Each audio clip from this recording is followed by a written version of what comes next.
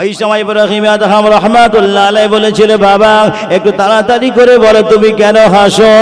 ওই সময় ইব্রাহিমের চাকর বলেছিল, হুজুর আমি আপনার নরম বিছানায় 1 ঘন্টা ঘুমিয়েছি, 1 ঘন্টা ঘুমানোর জন্য আপনি আমাকে এতগুলো মার মারলেন। হুজুর আমি হাসি এজন্য, আপনি কত বছর ধরে এই বিছানায় ঘুমান, তাহলে আপনি কতটা মার খাবেন? ও বাবা জিরা আমার, ওই সময় চাকরের মাথা খুলে গেল। বাবা চাকর মাথা খুলে দিল, ব্রেন খুলে গেল। বাবা ইব্রাহিম আদহাম রাহমাতুল্লাহ আলাইহি রাজ দরবারে বসে আর ভাবে, আল্লাহ আমি ইব্রাহিম কোন দিকে যাব মাবুদ? আল্লাহ বলে, ইব্রাহিম তাড়াতাড়ি করে বেরিয়ে পড়, আর সময় নাই। এই 3টে কথা মারে আর হাসে আর গরু খোঁজে আর শাহী দরবারে ঢুকে পড়লো। ইব্রাহিম রাত্রি ঘুমিয়ে আছে, তার মাথা ব্রেন হ্যাং করতেছে, আল্লাহ আমি কি করব, আমি কোন দিকে যাব, কি করলে আমার ভালো হয়। একটু দরুদ শরীফ, আল্লাহুম্মা সাল্লি আলা। গরম হয়নি?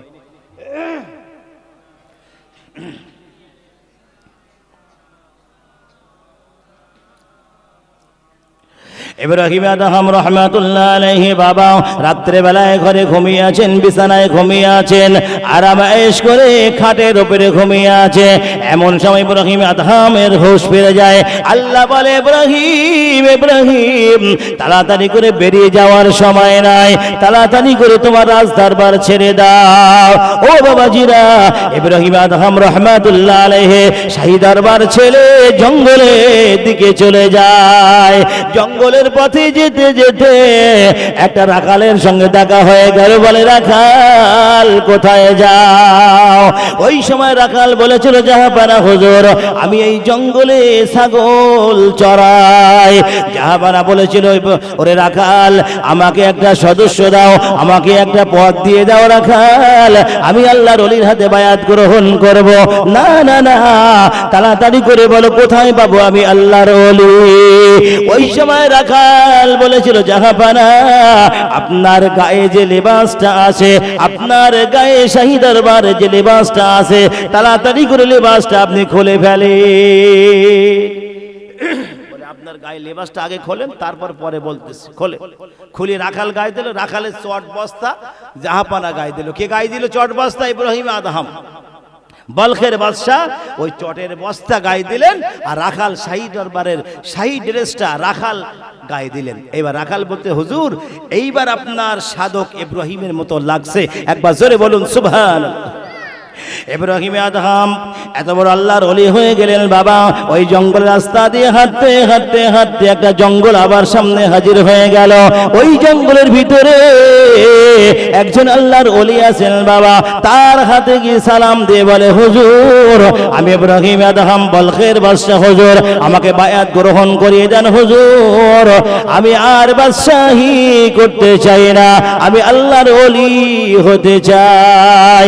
ও বাবা জিরা আমার, ওই সময় ইব্রাহিম আদহাম রাহমাতুল্লাহ আলাইহি বাবা ওই আল্লাহর ওলির হাতে বায়াত গ্রহণ করলেন, বায়াত হয়ে গেলেন। বাবা আর বললেন, ইব্রাহিম 12 বছর ধরে জঙ্গলের কাঠ কাটবে আর আমার মুরিদদেরকে রান্না করে খাওয়াবে। আল্লাহর ওলি বলতেছে, 12 বছর কাঠ কাটবে জঙ্গলে, আর কাঠ কেটে আনবে আর আমার মুরিদদেরকে খাওয়াবে। 12 বছর পরে চিন্তা করব যে তোমাকে কিছু দেওয়া যায় কিনা। আমাদের মাঝরাটি পীর সাহেব দেখেন, ওনার এতগুলো ছেলে, মাঝরাটি পীর সাহেব ওনার কোন সন্তানকে কিন্তু খেলাফতি দেন নাই। এখন যাই হোক, মাঝরাটি হুজুর কিন্তু কাউকে খেলাফতি দিয়ে যান নাই। তো উনি কি করলেন, ওনার অর্থাৎ আল্লাহর মতো, আল্লাহর পথে চলনেওয়ালা হুজুরের মতো, ওলিয়া উলিয়ার মতো উনি কাউকে পেলেন না। ওজন্য উনি কাউকে কিছু খেলাফতি দিতে পারলেন না, দেন নাই, কেউ খেলাফতি পান নাই। কারণ ওলি আউলিয়া হতে গেলে ওলি আউলিয়ার দরবারে যাওয়া লাগবে, তবে তুমি ওলি আউলিয়া হতে পারবে, নাইলে ওলি আউলিয়া হওয়া সম্ভব নয়। এখন ইব্রাহিম আদহাম ওই অলিয়া উলিয়ার দরবারে গিয়ে বসলেন, আর 12 বছর কাঠ কাটে, জঙ্গলে কাঠ কাটে আর কাঠ বইয়ে নিয়ে আসে, আর হুজুরের দরবারে এসে সমস্ত মুরিদ যারা থাকে তাদেরকে রান্না করে খাওয়াতে হয়। এখন 12 বছর হওয়ার পরে একদিন আর একজন বায়াত হতে গিয়েছেন, সেও অলি, সে বলতেছে, সে হুজুর ইব্রাহিম তো শুকিয়ে গেছে পুরো, ওর শরীরে তো কিছু নাই, হুজুর আপনি ওকে বায়াত করে দেন, হুজুর আপনি ওকে খেলাফতে দিয়ে দেন। বলে দাঁড়া, আগে পরীক্ষা কর, পরীক্ষা হবে। কি পরীক্ষা? বলে তুই ওঠ, উঠে গিয়ে ওর গায়ে একটা ধাক্কা মারবি, কাঠের বোঝা মাথায়। এখন যার কাঠের বোঝা মাথা যদি ধাক্কা মারি তা উঠে কি সে কি সহজে ছেড়ে দেবে? হ্যাঁ, কাঠের বোঝা ফেলি ঝাড়বে না। তো কাঠের বোঝা মাথায় গিয়ে ধাক্কা দিল, ইব্রাহিম আদম পড়ে গেছে। এই বেটা, বাদশা ছিলাম, শুধু হুজুরের দরবারে এসে বলে কিছু বলতে পারলাম না, তোর ব্যবস্থা করে দিতাম আমি এক্ষুনি। এখন হুজুর দেখতেছে ওর মনের অহংকার কতটা আছে, আর অহংকার আছে কিনা, যেহেতু বাদশা ছিল তো অহংকার থাকাটা স্বাভাবিক, তো বাদশা ছিল। এখন ধাক্কা দিয়ে যখন ফেলে দিল তখন দেখতেছে না, এর এখনো ভেতরে যন্ত্র সব শেষ হয়নি, এখনো কিছু আছে, এর এখনো আবার 12 বছর কাঠ কাটতে পাঠা। কে বলছে? আল্লাহর ওলি বলছে এর এখনো কাঠ কাটতে পাঠা 12 বছর। বলে এই ইব্রাহিম, তোমাকে এখন খেলাবাজি দেওয়া যাবে না, তুমি এখনো 12 বছর কাঠ কাটো আর আমার মুরিদদেরকে খাওয়াও। আল্লাহর ওলি ইব্রাহিম আদহাম রাহমাতুল্লাহ আলাইহি বাবা 12 বছর হয়ে গেল, আবার 12 বছর হয়ে গেল, 24 বছর হয়ে গেল, জঙ্গলের কাঠ কেড়ে নিয়ে হুজুরের দরবারে মুরিদদেরকে খাওয়ায়। ও বাবাজিরা, আর একজন আল্লাহর ওলি একদিন বলে, হুজুর ইব্রাহিমের পরীক্ষা আর একবার করা যাক। ইব্রাহিম আদহাম রাহমাতুল্লাহ আলাইহি জঙ্গল থেকে কাঠ মাথায় নিয়ে চলে আসে। বাবা, একজন মানুষ ইচ্ছা করে ধাক্কা দিয়ে ফেলে দেয়। ইব্রাহিম আদহাম বলেছিল, বাবাজি তোমার তো কোনো জায়গায় লাগে নাই, আমি বুঝতে পারি নাই তোমার লেগেছে কিনা। বাবা যদি লেগে থাকে আমাকে আল্লাহর রাস্তায় ক্ষমা করে দিও। বলছে এইবার হয়েছে ন্যায়, এইবার ডেকে নিয়ে আয়, ওর মনে আর অহংকার নেই, নিয়ে আয়। নিয়ে এসে বায়াত করালেন, বায়াত হলো, আল্লাহর ওলি হলো। ওলি হওয়ার পরে একদিন শর্ট বস্তা গায়ে দিয়ে জঙ্গলে নদীর ধারে সাগরের ধারে বসে আছে। তা একজন এসে বলতেছে, ইব্রাহিম ছিলে তো বাদশাহী, ছিল তো শাহী দরবারে, ভালো ড্রেস, ভালো লেবাস, খাওয়া দাওয়া সবকিছু স্টাইলের সঙ্গে ছিল, কেন এই ওলি হতে গেলে, কেন এই ড্রেস পরে বসে আছে? ইব্রাহিম আদহাম রাহমাতুল্লাহ আলাইহি বাবা ওই সময় বলেছিল, বাবাজি আমি যখন আল্লাহর ওলি হয়েছে, আমি উলিয়ার হাতে হাত দিয়েছি, আমার একটা উপকার হয়েছে, ছোট্ট একটা উপকার আমি তোমাকে দেখাতে পারি। ইব্রাহিম আদহাম রাহমাতুল্লাহ আলাইহি বাবা ওই সময় বলেছিল, হাতে একটা সুই ছিল, সুই, ওই সুইটা পানিতে সাগরে ফেলে দিল। সাগরে ফেলার পরে ইব্রাহিম আদহাম রাহমাতুল্লাহ আলাইহি বলেছিল, হে সাগরের মাছেরা, আমি ইব্রাহিম, আমি যে সুইটা পানিতে ফেলে দিয়েছি ওই সুইটা আমার কাছে পৌঁছে দাও। সাগরের মাছেরা ইব্রাহিম আদহাম রাহমাতুল্লাহ আলাইহির হাতে একটা সোনার সুই এনে বাবা পৌঁছে দিলেন। সোনার সুই মুছে করে মুখে করে নিয়ে আসলেন। ইব্রাহিম আদহাম বলে, না না হে সাগরের মাছেরা, এই সুইটা আমি ইব্রাহিম আমার নয়, আমার সুইটা নিয়ে আসো, আমি যে সুইটা ফেলে দিয়েছি সেই সুইটা আমার কাছে এনে দাও। ও আমার বাবাজিরা, ইব্রাহিম আদহাম রাহমাতুল্লাহ আলাইহি বাবা সাগরের কিনারায় বসে আছেন। আবার মাছেরা ইব্রাহিম আদহাম রাহমাতুল্লাহ আলাইহির সুইখানা মুখে করে নিয়ে বলে, হুজুর এই নেন আপনার সুই। ও বাবাজিরা, ওই সাধারণ মানুষটা, বাবা গ্রাম্য মানুষটা অবাক হয়ে গেল, না না ইব্রাহিম কোন সাধারণ মানুষ নয়। ইব্রাহিম আদহাম রাহমাতুল্লাহ আলাইহি বাবা আপনার বলি এবার কাবা শরীফে দেখতে যাবেন, আল্লাহর ঘর দেখতে যাবেন, হজ মুবারকে যাবেন। বাবা 2 রাকাত করে নামাজ পড়ে এক কদম করে হাঁটে, 2 রাকাত নামাজ পড়ে এক কদম হাঁটে, রাস্তা ফুরবে? কথা বলেন না, রাস্তা ফুরবে? শেষ হবে? ওর লাইফটাই রাস্তায় ফুরিয়ে যাবে না, কাবা শরীফ পৌঁছাতে পারবে না, ওর লাইফটা রাস্তায় কেটে যাবে। এখন 2 রাকাত নামাজ পড়ে আর এক কদম করে হাঁটে। ইব্রাহিম আদহাম রহমাতুল্লাহ আলাইহি বাবা 2 রাকাত নামাজ আদায় করে এক কদম করে হাঁটে। আমার বাবাজিরা এমন সময় ইব্রাহিম আদহাম 2 রাকাত নামাজ আদায় করার পরে বাবা হাত তুলে আল্লাহর কাছে কাঁদে, রব্বুল আলামিন আল্লাহ, ও বাবুদ আল্লাহ, তোমার ইব্রাহিমকে খানায় কাবা দেখা হবে না। ও রব্বুল আলামিন আল্লাহ, তোমার ইব্রাহিমকে নবী রওজা দেখা হবে না। এত কান্না কেঁদেছিল বাবা, এত কান্না কেঁদেছিল, আমার আল্লাহ সইতে পারে না। আল্লাহ রহমতের দরিয়া জোশ মেরে যায়। আমার আল্লাহ বলে, কাবা, ওরে কাবা, আমি আল্লাহ ইব্রাহিমের কান্না সইতে পারি না। ওরে কাবা, তাড়াতাড়ি করে তোমার স্থান ত্যাগ করো, আমার ইব্রাহিমের সামনে হাজির হয়ে যাও। ও বাবাজিরা আমার, কত বড় আল্লাহর ওলি ইব্রাহিম আদহাম রহমাতুল্লাহ আলাইহি কাবা নিজের স্থান ত্যাগ করে ইব্রাহিম আদহাম রহমাতুল্লাহ আলাইহির সামনে হাজির হয়ে যায়। আল্লাহ বলে, কাবা, ওরে কাবা, দেরি করো না, তাড়াতাড়ি করে আমার ইব্রাহিমকে নিয়ে তুমি আবার তোমার জায়গায় হাজির হয়ে যাও। ও বাবাজিরা আমার, কত বড় আল্লাহর ওলি ইব্রাহিম আদহাম রহমাতুল্লাহ আলাইহি বলখের বাদশা ছিলেন বাবা। আজ যিনি বাদশা ছিলেন, কাল তিনি আল্লাহর ওলি হয়ে গেলেন। এই বলখের বাদশা ইব্রাহিম আদহামকে স্বপ্নে দেখাচ্ছে আমার নবী, ইব্রাহিম, তোমাকে বাংলাদেশে জমিনে যেতে হবে। ইব্রাহিম, তোমাকে বাংলাদেশে জমিনে যেতে হবে। বাংলাদেশ? হুজুর, আমি তো বাংলাদেশ চিনি না। বলে, তুমি কবে যাবে সেই দিন ঠিক করো, তোমার জন্য আরব সাগরের পাড়ে হাঙর, কুমির, মাছের অপেক্ষা করতেছে। একবার জোরে বলবেন না সুবহানাল্লাহ? নারায়ে তাকবীর, নারায়ে তাকবীর। একবার দরুদ শরীফ, আল্লাহুম্মা সাল্লি আলা।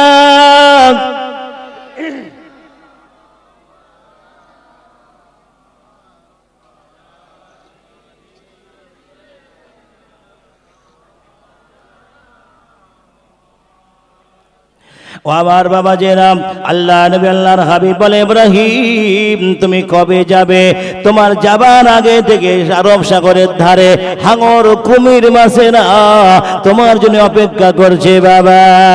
ওই সময় ইব্রাহিম আদহাম রহমাতুল্লাহ আলাইহি ওই কুমিরের পিঠে চলে বাংলাদেশের জমিনে চলে গেলেন বাবা। বাংলাদেশের জমিনে আল্লাহর ওলি ইব্রাহিম আদহাম রহমাতুল্লাহ আলাইহি দিন প্রচারের জন্য ইয়ামান থেকে বাংলাদেশের জমিনে চলে গেলেন। ও বাবাজিরা আমার, আমি যে কথা বলছিলাম বাবা, ওই ডাকাত এবার বাড়িতে এবার হয়ে চলে গেল। না না না, যতদিন ভালো মানুষ না হব আমি ডাকাত আর বাড়ি ফিরব না। এখন গিয়ে দেখে সে যার হাত বেঁধে এসেছিল তার হাত খুলে গেছে, হাত খোলা। বলে, হাত, 2 হাত খোলা, গাছে বাঁধা নেই, খুলে গাছের নিচে বসে আছে। এখন ডাকাত যাচ্ছে, ডাকাতকে দূর থেকে বলছে, হুজুর আসসালামু আলাইকুম। হুজুর মনে করছে ডাকাত আমার সালাম দিলে কি ব্যাপার, নিশ্চয়ই ডাকাত ধরা খেয়েছে। তার মানে ডাকাত যেটা বলতে যাচ্ছিল সেটা হয়নি, যেটা আমি বলতে চাইছি সেটাই হয়েছে। একবার জোরে বলুন সুবহানাল্লাহ। আল্লাহর ওলি শেখ ফরিদ গাছে নিচে বসে আছে বাবা। ওই সময় ডাকাত ছুটে গিয়ে হুজুরের কদম জড়িয়ে ধরে বলে, হুজুর আমাকে মাফ করে দেন। হুজুর, আপনি যে কথা বলবেন, যা বলবেন আমি তাই শুনবো। হুজুর, কি করলে আমার গুনাহ মাফ হয়ে যাবে? আমি অসংখ্য মানুষকে জবাই করেছি, অসংখ্য মানুষ আমি মারার করেছি। হুজুর, আল্লাহ কি আমার গুনাহ মাফ করে দেবে? ওই সময় শেখ ফরিদ রহমাতুল্লাহ আলাইহি বাবা বলেছিল, ডাকাত এই গাছের তলায় তুমি বসে যাও। তওবা করলেন শেখ ফরিদের হাতে বাবা। ওই জঙ্গল থেকে গোসল করে আসলেন, গোসল করে এসে ওযু করে এসে শেখ ফরিদের হাতে বায়াত গ্রহণ করলেন। আর শেখ ফরিদ রহমাতুল্লাহ আলাইহি বলে দিল, ডাকাত, যে গাছের নিচে তুমি বসে আছো, এই মরা গাছ যদি জীবিত হয় আর এই গাছে যদি ফল ফুল পাতা ঝরে, অবশ্যই আল্লাহ তোমার গুনাহ মাফ করে দেবে। এখন শুকনো গাছের নিচে বসে, শুকনো মরা গাছ, এই গাছে যদি গাছটা জীবিত হয়, ফল ফুল পাতা ঝরে, তাহলে শেখ ফরিদ বলতেছে যে ডাকাত তোমার গুনাহ মাফ করবে আল্লাহ, আর যদি না ঝরে তাহলে আমার কিচ্ছু করার নেই, তবে আল্লাহ তোমাকে মাফ করে দেবে, তুমি তওবা করেছো। এখন শেখ ফরিদ কোথায় যাচ্ছে? পীরের হাতে বায়াত হওয়ার জন্য। মন নেই, ভুলে গেছেন নাকি? মাস কাগজে চিঠি লিখে দিয়েছে, এই চিঠি নিয়ে যাচ্ছে, আগে বাড়ছে আগে বাড়ছে, যেতে যেতে এবার সে নদীর ধারে এসে গেছে।